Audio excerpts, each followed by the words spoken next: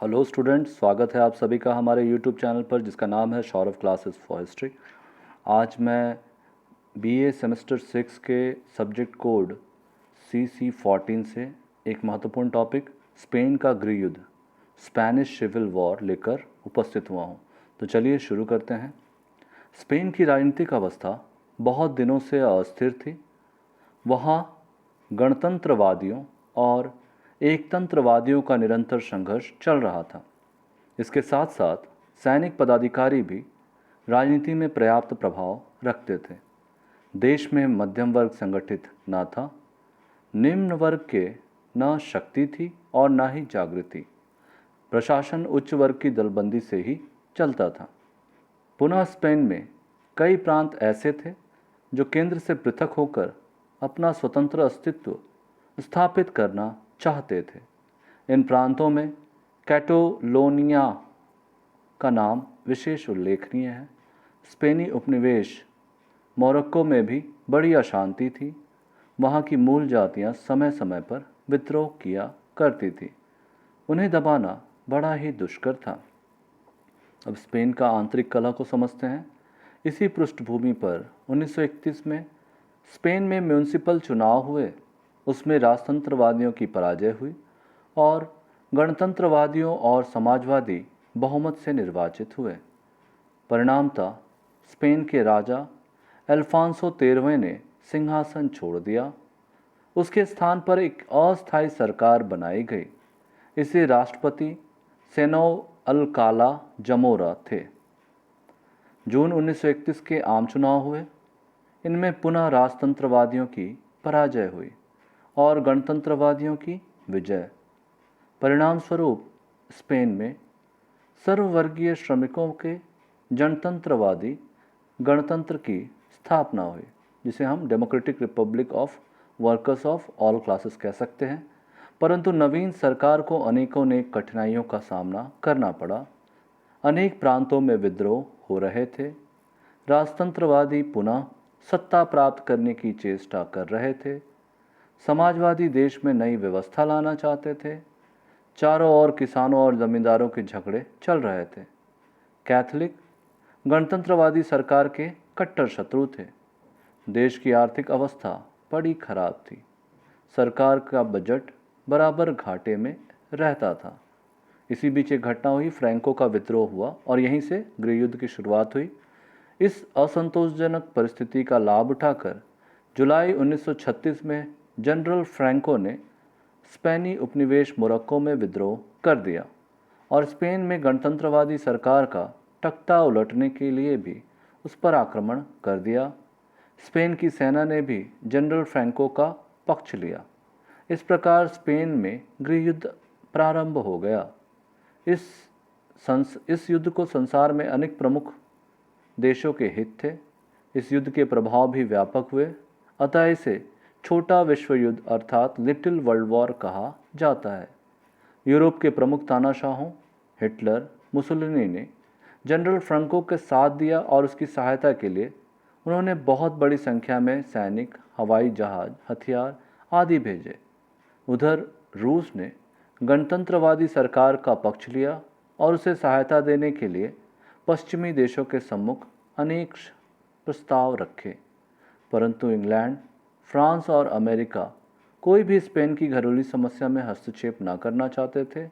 अतः स्पेन का गणतंत्रवादी दल असहाय हो गया।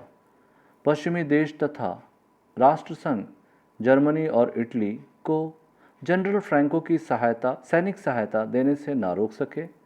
परिणाम यह हुआ कि जनरल फ्रैंको बराबर विजयी होता रहा। बार्सिलोना का पतन हो गया और 28 जनवरी 1939 को उस पर जनरल फ्रैंको का अधिकार हो गया। विवश होकर 27 फरवरी 1939 को इंग्लैंड और फ्रांस दोनों ने जनरल फ्रैंको की सरकार को मान्यता दे दी।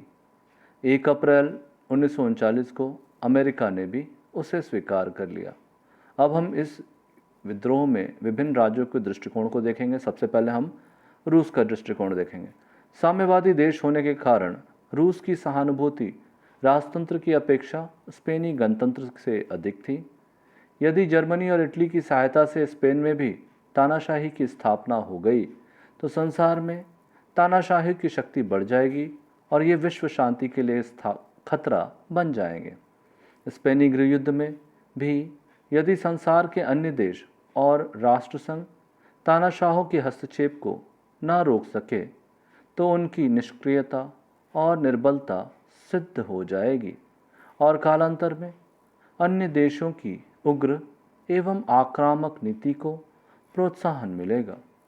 जर्मनी विशेष रूप से रूस का विरोधी था, अतः रूस उनके शक्ति विस्तार को रोकना चाहता था।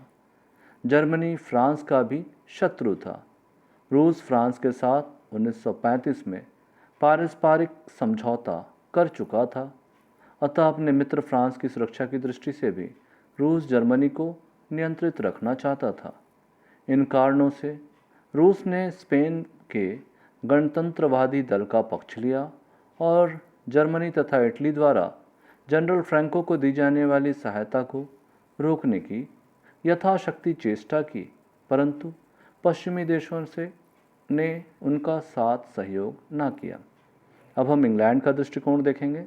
इंग्लैंड दूसरे देशों की आंतरिक राजनीति में हस्तक्षेप न करना चाहता था। उसकी दृष्टि में स्पेन का गृह युद्ध एक घरेलू मामला था। वह रूस के साम्यवाद से भयभीत था और उसके साथ सहयोग कर उसे प्रोत्साहन न देना चाहता था। उसका यह भी विचार था कि रूस को नियंत्रित रखने के लिए यूरोप में तानाशाह देश अच्छा काम करेंगे, अतः वह हिटलर, मुसोलिनी और जनरल फ्रैंको को यथासंभव रूप में शत्रुता न करना चाहता था। उसे जिब्राल्टर की भी चिंता थी, अतः वह जनरल फ्रैंको को असंतुष्ट न करना चाहता था। इन कारणों से इंग्लैंड ने जनरल फ्रैंको के विरुद्ध विशेष कार्रवाई न की। फ्रांस का दृष्टिकोण देखते हैं। फ्रांस इंग्लैंड को अपना मित्र बनाए रखना चाहता था, अतः उसने इंग्लैंड का अनुकरण करते हुए हस्तक्षेप न करने की नीति का अवलंबन किया। फ्रांस जर्मनी के विरुद्ध इटली को भी अपना मित्र बनाना चाहता था। इटली जनरल फ्रैंको को सहायता दे रहा था, अतः फ्रांस गणतंत्र का पक्ष न ले सका। फ्रांस का विचार था कि तानाशाहों का लक्ष्य रूस है, पश्चिमी देश नहीं, अतः वह तानाशाहों से तत्काल शत्रुता न कर सका। फलतः इंग्लैंड की भांति फ्रांस भी स्पेन युद्ध के प्रतिकूल अपेक्षाकृत निष्क्रिय रहा। अमेरिका की बात करते हैं। अमेरिका यूरोपीय राजनीति से पृथक रहने की नीति का पालन करना चाहता था। वह रूस को अपना सबसे ज़्यादा शत्रु समझता था, अतः वह उसके साथ सहयोग करने को तैयार नहीं था।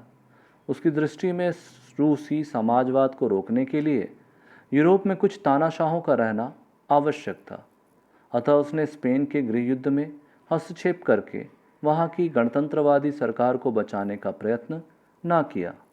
अब जर्मनी का बात करें तो जर्मनी अनेक उद्देश्यों से जर्मनी ने स्पेन के गृह युद्ध में भाग लिया और जनरल फ्रैंको की सहायता करने का निश्चय किया। हिटलर गणतंत्र का विरोधी था। यदि स्पेन में भी तानाशाही सरकार की स्थापना हो जाए तो संसार में तानाशाही विचारधारा को लोकप्रिय बनाने में अधिक सुविधा हो जाएगी। स्पेन में तानाशाही की स्थापना के पश्चात फ्रांस तीन ओर से घिर जाएगा, पूर्व में जर्मनी से, दक्षिण में इटली से और पश्चिम में स्पेन से। इस स्थिति में वह अपनी सारी सैनिक शक्ति राइन नदी पर तट पर न जमा सकेगा। स्पेन में मित्र सरकार की स्थापना होने से जर्मनी अंग्रेजी जहाजी बेड़ों के लिए अटलांटिक महासागर में खतरा पैदा कर सकेगा। स्पेन के गृह युद्ध में भाग लेकर हिटलर अपनी युद्ध नीति, हवाई जहाज़ों और यू बोटों का परीक्षण करना चाहता था। वह यह भी देखना चाहता था कि आक्रमण को रोकने में पश्चिम देश और राष्ट्रसंघ कहाँ तक सम्मिलित कार्रवाई कर सकते हैं। इन उद्देश्यों से प्रेरित होकर हिटलर ने जनरल फ्रैंको को भारी सैनिक सहायता दी। इटली के दृष्टिकोण को देखें तो इटली भी गणतंत्र का विरोधी था। उसका मत था कि संसार में दो विचारधारा, लोकतंत्रवादी और एकतंत्रवादी का संघर्ष चल रहा है। उसकी सहानुभूति जनरल फ्रैंको के साथ थी। स्पेन में यदि मित्र सरकार स्थापित हो गई तो इटली भूमध्य सागर में इंग्लैंड और फ्रांस के प्रभाव को कम करके अपना प्रभाव बढ़ा सकेगा। मित्र, स्पेन की सहायता से अंग्रेजी जिब्राल्टर के लिए भी खतरा उत्पन्न किया जा सकेगा। स्पेनी उपनिवेशों में अड्डे बनाकर अंग्रेजी और फ्रांसीसी उपनिवेशों को हानि पहुंचाई जा सकती है। इन दृष्टिकोणों से प्रेरित होकर इटली ने जर्मनी की भांति जनरल फ्रैंको को सैनिक सहायता की। राष्ट्रसंघ की बात करें तो स्पेन की गणतंत्रवादी सरकार ने राष्ट्रसंघ से 4 बार अपील की, परंतु राष्ट्रसंघ के सदस्यों की अकर्मण्यता से उन अपीलों पर कोई महत्वपूर्ण फैसले नहीं लिए गए। जैसा कि पहले ही कहा जा चुका है, इंग्लैंड और फ्रांस स्पेन के गृह युद्ध को घरेलू मामला समझते थे और उसमें किसी भी प्रकार का विदेशी हस्तक्षेप न चाहते थे। उनके प्रोत्साहन से 9 सितंबर 1936 को अनेक देशों ने लंदन में एक अंतर्राष्ट्रीय समिति की स्थापना की। इसका उद्देश्य यह था कि कोई अन्य देश स्पेनी गृह युद्ध में किसी प्रकार का हस्तक्षेप ना करे और दोनों पक्षों में से किसी को भी युद्ध सामग्री ना दे, परंतु जनरल फ्रैंको जर्मनी और इटली से बराबर सैनिक सामग्री प्राप्त करता रहा। हाँ, स्पेन की गणतंत्रवादी सरकार को रूस के अतिरिक्त और किसी भी देश की सहायता ना मिली। कुछ समय पश्चात रूस ने भी अकेले सहायता देना बंद कर दिया। उधर अमेरिका ने भी घोषित किया कि स्पेन का गृह युद्ध हमारा युद्ध नहीं है। ऐसी परिस्थिति में गणतंत्रवादी सरकार की पराजय अवश्यंभावी थी। अब हम स्पेन के गृह युद्ध के प्रभावों को देखेंगे तो इसके अनेक प्रभाव हुए। पहला, इस युद्ध में धन जन की भारी हानि हुई। अनुमानतः इसमें 10 लाख आदमी मारे गए और 15 लाख आदमी घायल एवं निर्वासित हुए। दूसरा, स्पेन के नगर, बंदरगाह, पुल, रेलवे आदि नष्टभ्रष्ट हो गए। तीसरा, तानाशाहों का गुट शक्तिशाली हो गया, जिससे विश्व शांति के लिए भयंकर खतरा पैदा हो गया। चौथा, रूस पश्चिमी देशों से नाराज हो गया।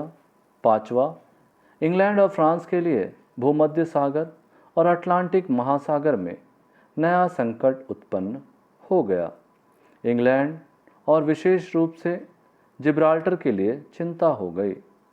फ्रांस और उत्तरी अफ्रीका के बीच यातायात के साधन खतरे में पड़ गए। तानाशाही को यह विदित हो गया कि पश्चिमी राष्ट्र और राष्ट्रसंघ में उनके विरुद्ध सम्मिलित कार्रवाई करने का साहस नहीं है, अतः वे नवीन आक्रमणों की योजना बनाने लगे। स्पेन में सम्मिलित कार्रवाई करने से जर्मनी और इटली के संबंध और अच्छे हो गए। इस प्रकार से हमने हमारा जो यह विषय है यहाँ समाप्त होता है। हमने देखा कि स्पेन में जो गृह युद्ध हुआ उसका क्या कारण था और उसका पीछे अन्य देशों का क्या दृष्टिकोण था और उसके प्रभावों को भी देखा। इस प्रकार से हमारा यह विषय यहाँ समाप्त होता है। धन्यवाद।